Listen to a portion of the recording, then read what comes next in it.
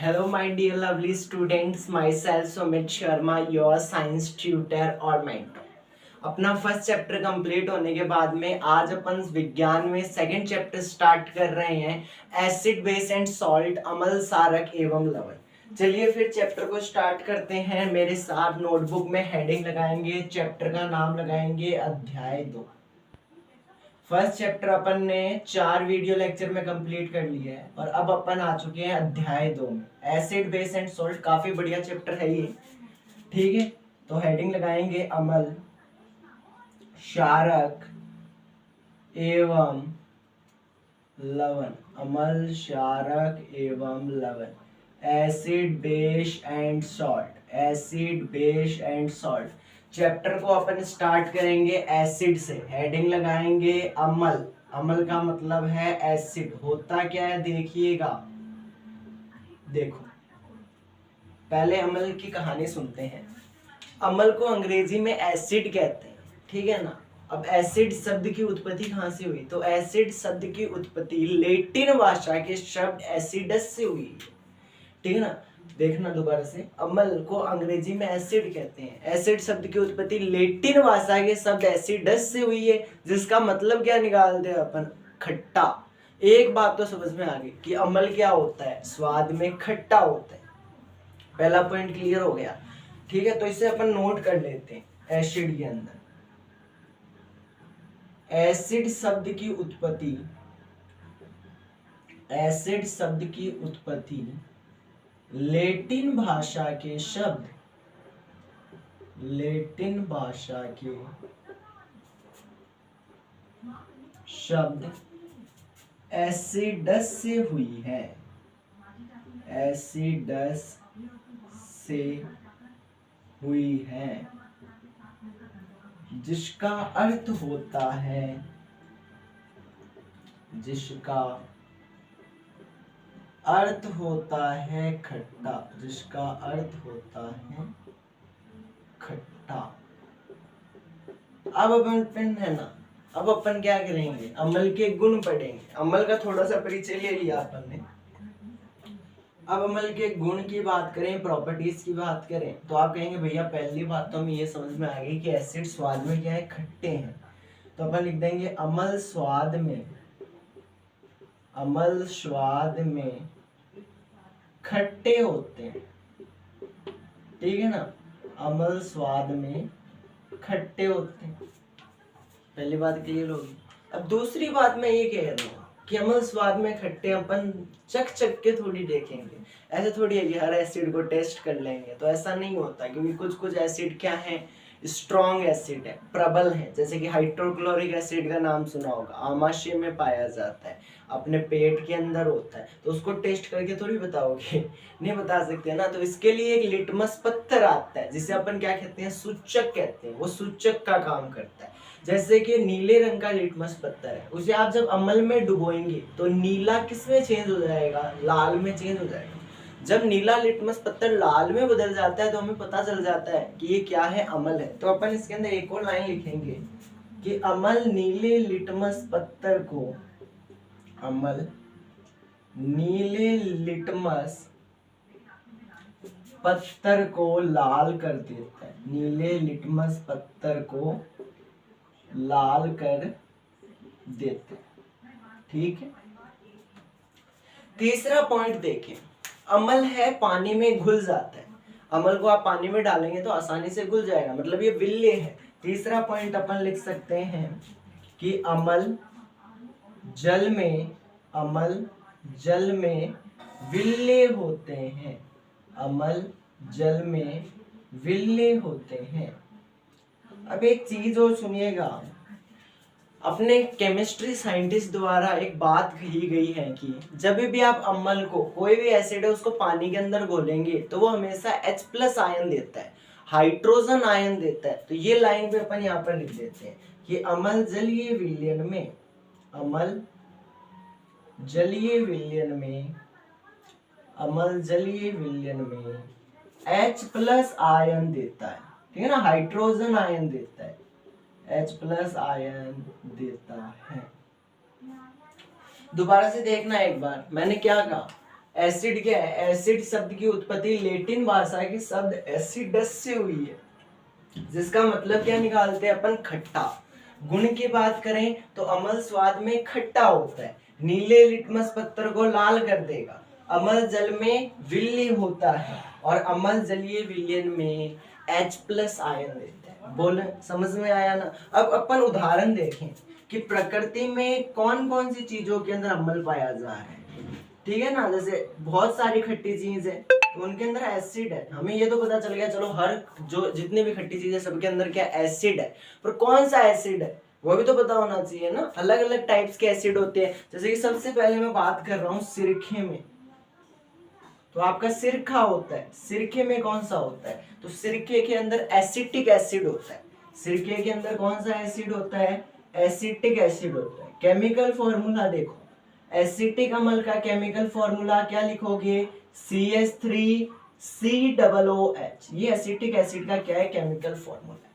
इस केमिकल फॉर्मूले के अपन जब अपना 4th चैप्टर आएगा कार्बन एंड इट्स कंपाउंड वाला, उसके अंदर अपन इसके बारे में अधिक जानकारी प्राप्त करेंगे। एक बार तो सिर्फ आप इतना याद रखें कि सिरके में एसिटिक अम्ल होता है जिसका केमिकल फॉर्मूला CH3COOH होता है। आगे बात करेंगे अपन इमली। ठीक है, इमली वह अंगूर में, इमली वह अंगूर में कौन सा अम्ल होता है? तो इमली और अंगूर के अंदर टार्ट्रिक अम्ल पाया जाता है दोस्त। कौन सा? टार्ट्रिक अम्ल पाया जाता है, तो लिखिएगा टार्ट्रिक अम्ल पाया जाता है। ठीक है, टार्ट्रिक अम्ल। फिर आगे अपन बात करें, इमली हो गई, आगे अपन चलेंगे संतरे में। 3 नंबर लगा के लिखिएगा संतरा। संतरा या कोई भी आपकी जिसके ना विटामिन सी है, ठीक है ना, संतरा या कोई भी विटामिन सी वाला जो भी आपके पास वस्तु है, खाने योग्य सामान है, उसके अंदर कौन सा एसिड पाया जाता है दोस्त? एस्कॉर्बिक अम्ल पाया जाता है। ठीक है ना, एस्कॉर्बिक लिख लीजिए। कौन सा एसिड पाया जाता है? एस्कॉर्बिक अम्ल पाया जाता है। ठीक है, बात क्लियर हो रही होगी। थोड़ा सा 3 और बच गए, उसको यहाँ पर थोड़ा सा एडजस्ट कर देता हूँ। आपके पास संतरा हो गया, संतरे के बाद में कौन आएगा? लाल चींटी के डंक में कौन सा अम्ल होता है? तो अपन लिखेंगे लाल चींटी के डंक में जब अपन को लाल चींटी काटती है तो वो एक एसिड छोड़कर जाती है। कौन सा एसिड होता है? फार्मिक एसिड होता है। ठीक है ना, फार्मिक अम्ल, फार्मिक अम्ल बोलेंगे। फिर आगे अपन बात करें तो आपके आमाशय में कौन सा होता है? हाइड्रोक्लोरिक होता है। ठीक है ना, आमाशय में कौन सा है? हाइड्रोक्लोरिक अम्ल। सूत्र क्या होता है? HCl होता है। आमाशय या जठर रस भी कह सकते हैं। आमाशय या जठर रस में HCl होता है, हाइड्रोक्लोरिक अम्ल होता है। ठीक है, हाइड्रोक्लोरिक अम्ल पाया जाता है। चलिए आप इसे नोट करें, फिर अपन आगे और लिखते हैं। 2 उदाहरण हो रहे हैं, पहले देखें दोबारा से। सिरके में एसिटिक अम्ल है CH3COOH, इमली व अंगूर में टार्ट्रिक पाया जाता है, संतरे में एस्कॉर्बिक होता है, लाल चींटी के डंक में फार्मिक अम्ल होता है, आमाशय में हाइड्रोक्लोरिक अम्ल पाया जाता है। चलिए आप इसे नोट कर लें। चलिए फिर एसिड के 5 उदाहरण अपन ने लिख लिए थे। 6 नंबर लगा के लिखेंगे टमाटर में कौन सा पाया जाता है? टमाटर के अंदर कौन सा अम्ल होता है? तो टमाटर के अंदर आपसे कोई पूछे तो आप बताएंगे ऑक्जेलिक अम्ल होता है। ठीक है ना, टमाटर के अंदर ऑक्जेलिक अम्ल पाया जाता है। टमाटर के अंदर ऑक्जेलिक पाया जाता है। दूध और दही के अंदर कौन सा पाया जाता है? तो दूध और दही में लैक्टिक अम्ल पाया जाता है दोस्त। दूध और दही में लैक्टिक अम्ल पाया जाता है। बोलो, एसिड के बारे में तो थोड़ा सा कॉन्सेप्ट बैठा ना कि क्या होता है। उदाहरण में देख लिए किसके अंदर कौन सा पाया जा रहा है। अब आगे आप मेरे साथ हेडिंग लगाएंगे क्षारक, बेश। ठीक है ना, क्षारक। ध्यान से देखिएगा, क्षारक के सीधे गुणों में चलेंगे, क्योंकि इसके गुणों में ही इसका पूरा का पूरा इंट्रोडक्शन छुपा हुआ है। देखो, गुण की हेडिंग लगाना। क्षारक के गुण की बात करें तो क्षारक स्वाद में कड़वा होता है, ठीक है ना, पहली बात, स्वाद में कड़वा होता है। तो पहला पॉइंट लिखेंगे कि क्षारक स्वाद में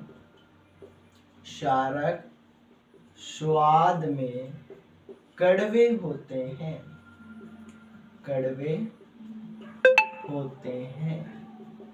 अब आप वापस बोलोगे कि हम चक के तो देखेंगे नहीं कि कड़वा है, तो इसके लिए हम किसका उपयोग लेंगे? लिटमस पत्थर का।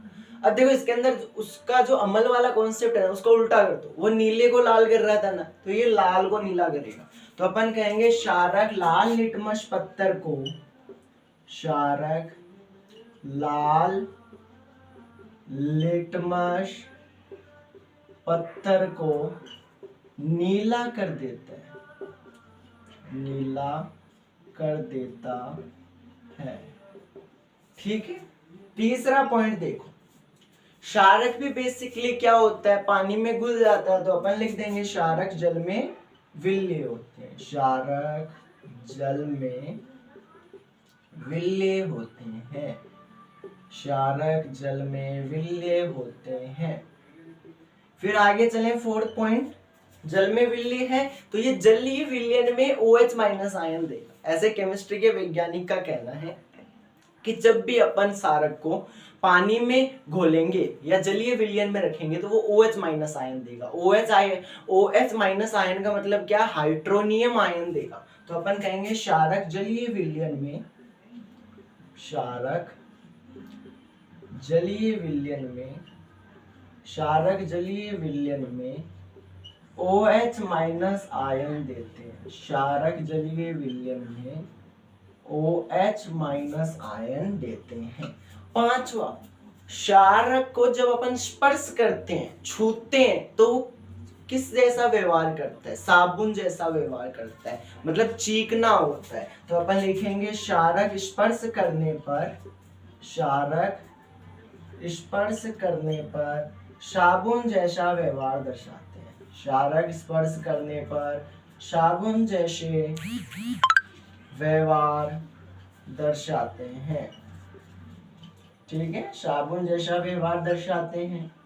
फिर आगे 6 नंबर का पॉइंट क्या लिखेंगे अपन? 6 नंबर का पॉइंट में क्या लिखोगे बताएं?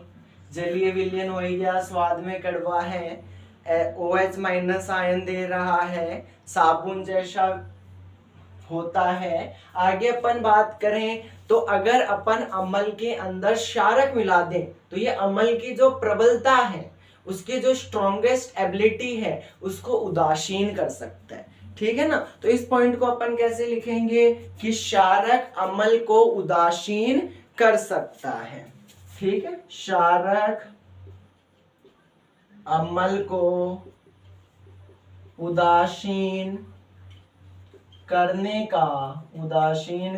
का सामर्थ्य रखते हैं, सामर्थ्य रखते हैं। क्षारक के बारे में ये 6 पॉइंट बहुत इंपॉर्टेंट है।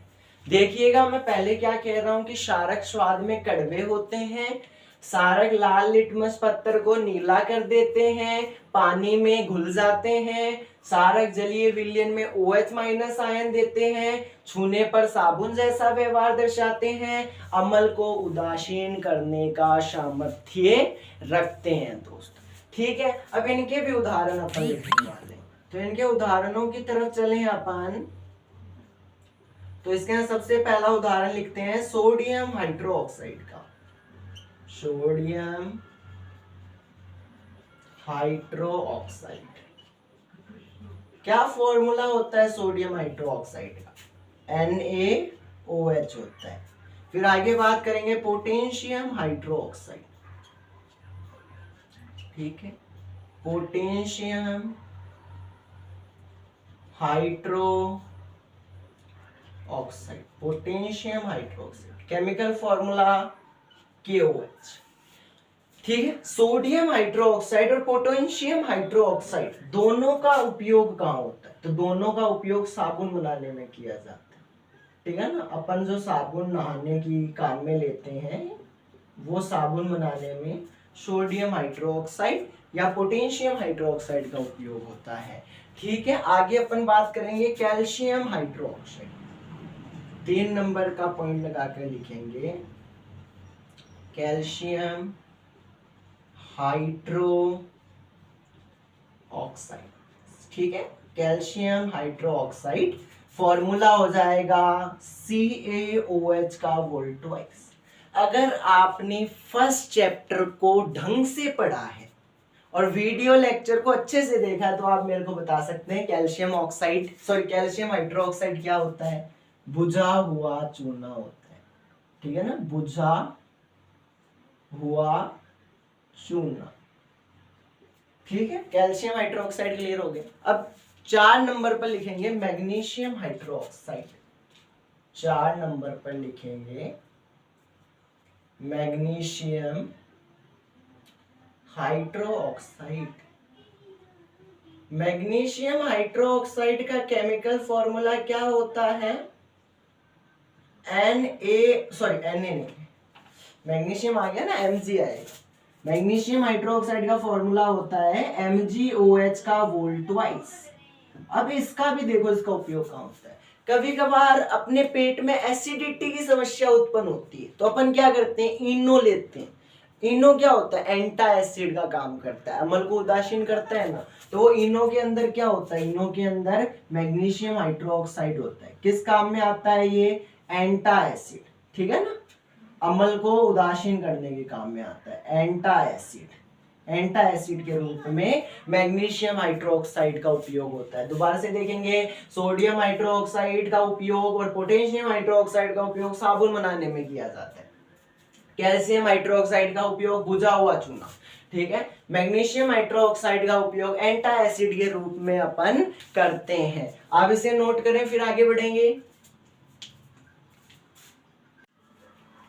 चलिए, फिर अम्ल और क्षारक के भौतिक गुण हमने अध्ययन कर लिए। अब तक आपने जितने भी गुण पढ़े हैं ना, वो सारे भौतिक है। रासायनिक गुण मैं पढ़ा दूंगा पर इसके अगले वीडियो लेक्चर में। अभी इसमें अपन एक और टॉपिक छोटा सा लेंगे, सूचक क्या होते हैं। जैसे मैंने आपको कहा ना, लिटमस पत्थर एक सूचक है। ऐसे हमारे पास सूचक 3 तरीके के हैं, वो अपन देखते हैं कौन कौन से हैं। हेडिंग डालिएगा, सूचक होता क्या है?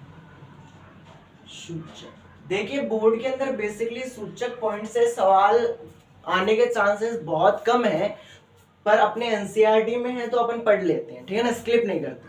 सूचक क्या होता है? ऐसा पदार्थ जो किसी भी विलयन में अम्ल या क्षारक की उपस्थिति को हमें बताए।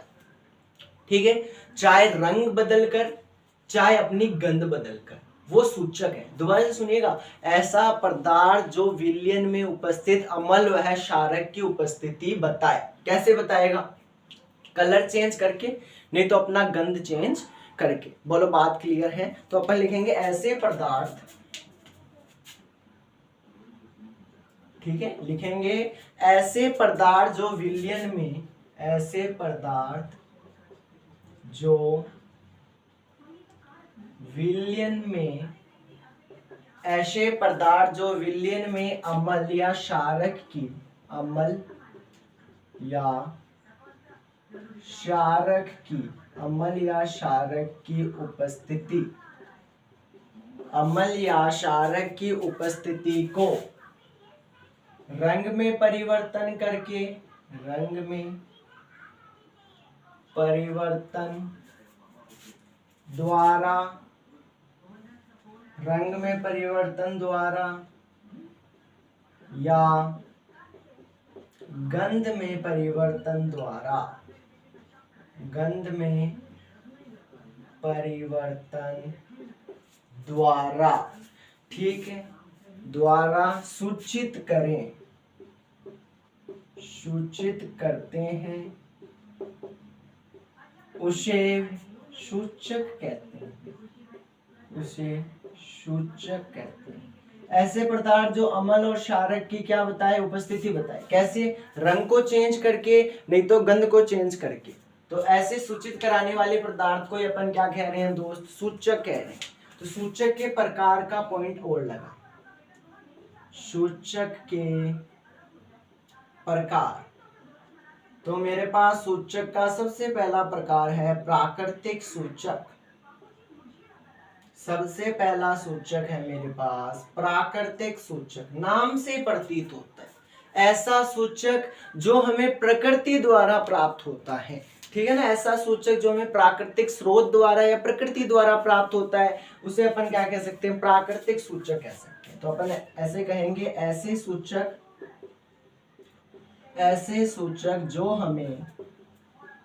जो हमें प्राकृतिक स्रोत द्वारा प्राप्त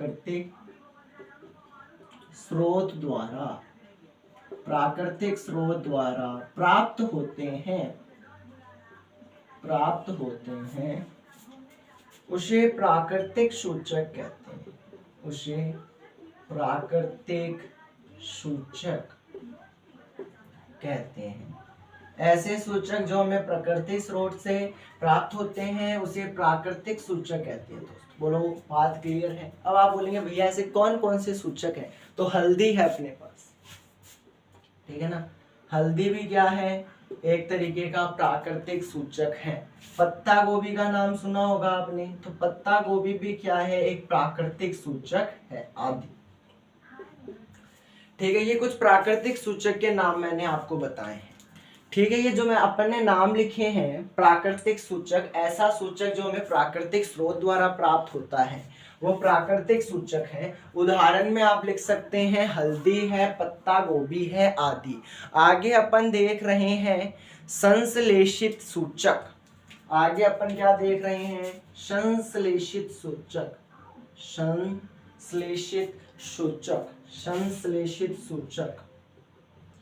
इसकी परिभाषा आप क्या देंगे, इसकी परिभाषा आप मुझे ये दोगे कि ऐसे सूचक जो रासायनिक रूप से तैयार किए जाते हैं। ठीक है ना, ऐसे सूचक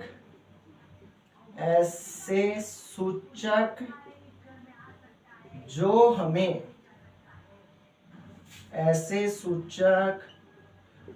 हमें रासायनिक रूप से प्राप्त होते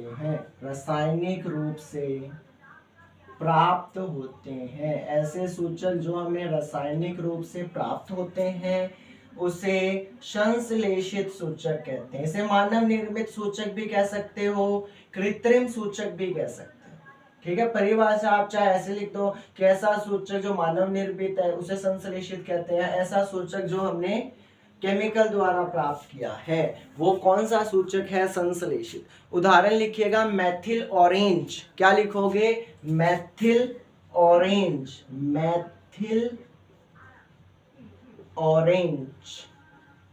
मेथिल ऑरेंज एक संश्लेषित सूचक होता है। ठीक है, फिर एक लिखना फिनोथेप्लिन। ठीक है ना, फिनोलेप्थिलीन तथा फिनोलेप्थिलीन।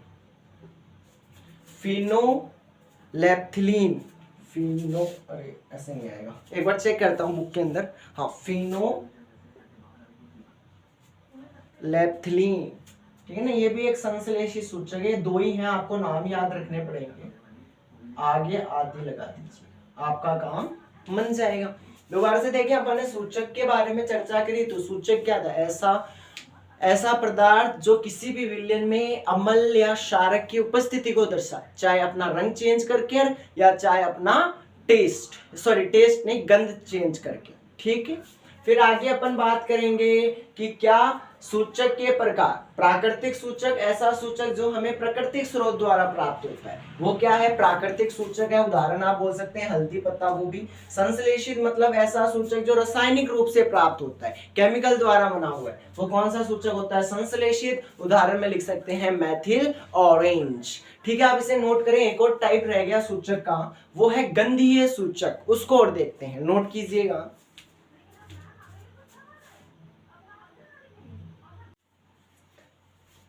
चलिए दोस्त, फिर अपन प्राकृतिक सूचक, संश्लेषित सूचक पढ़ने के बाद में अपने इस वीडियो लेक्चर के अंतिम टॉपिक में आ चुके हैं, जिसे अपन लिख रहे हैं गंधीय सूचक। क्या लिख रहे हैं दोस्त, गंधीय सूचक। अब अपन बात करेंगे बेसिकली गंधीय सूचक क्या होता है।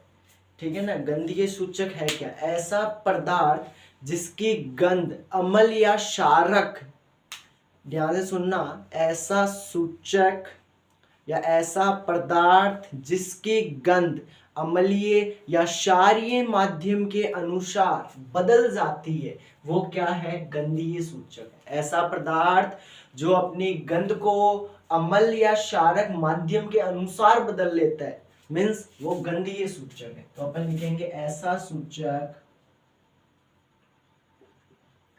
ऐसा सूचक जो अपनी गंध, जो अपनी गंध अम्लीय या क्षारीय माध्यम के अनुसार, क्षारीय माध्यम के अनुसार बदल लेता है, क्षारीय माध्यम के अनुसार बदल लेता है, उसे गंधीय सूचक कहते हैं, उसे गंधीय सूचक कहते हैं। मैं आशा कर रहा हूं कि गंधीय सूचक आपको समझ में आया होगा। उदाहरण की बात करें तो प्याज और वनीला कह सकते हैं आप, ठीक है ना। उदाहरण की बात करें तो आप लिख सकते हैं प्याज या वनीला। क्या लिख सकते हैं? प्याज और वनीला या वेनिला, ठीक है, आदि। यह आपका गंधीय सूचक है, ठीक है। तो आज के लेक्चर में इतना ही रखते हैं, ठीक है स्टूडेंट्स। तो अब अपन मिलेंगे नेक्स्ट वीडियो लेक्चर में। Till then keep practising, keep learning. Thank you and good bye.